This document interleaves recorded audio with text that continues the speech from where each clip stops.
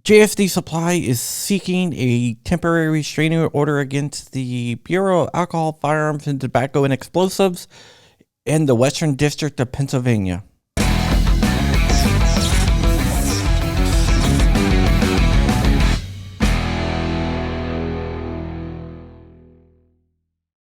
What is up, Wolverines, and welcome back to the channel. I am John Crump, your host for the evening, and if you could do me a big favor, I need you to like, comment, and subscribe, plus give JSD all the money that you can to help them with their legal battles.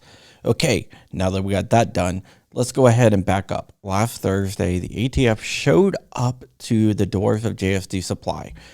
Special agents out of Pittsburgh was serving JSD a cease-and-desist order out of the Philadelphia field office. The letter was very, very vague, and it basically said that you are not allowed to sell kits and parts.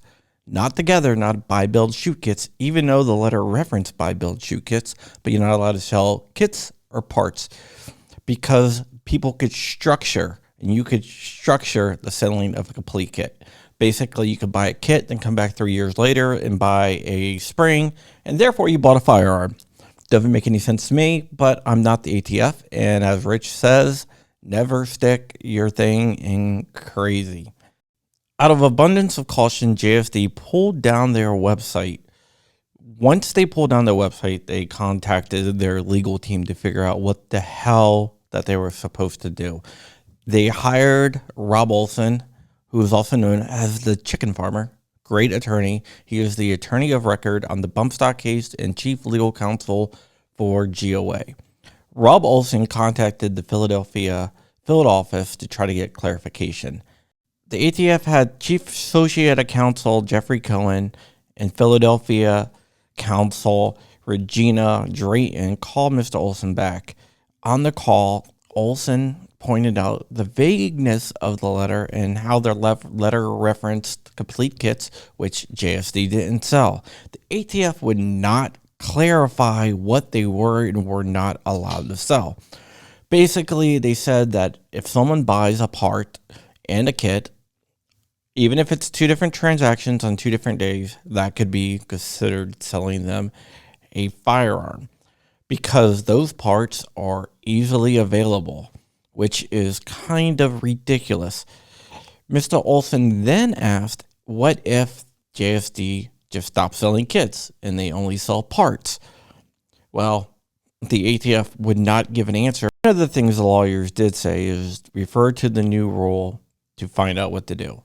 The new rule does not go into effect until August, so it looks like the ATF is trying to implement the rule now. In fact, in the cease and desist letter, it even said that this was independent of the new rule, but according to the lawyers, it doesn't seem that way. Rob Olson and JSD Supply tried to work through the chain of command at the ATF to get an answer and to work with the ATF.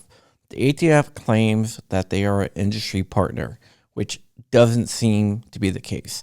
So Rob Olson, on behalf of JSD, filed a temporary restraining order against the ATF, citing the vagueness in the cease and desist letter and also the fact that the ATF does not have the authority to rule on these issues.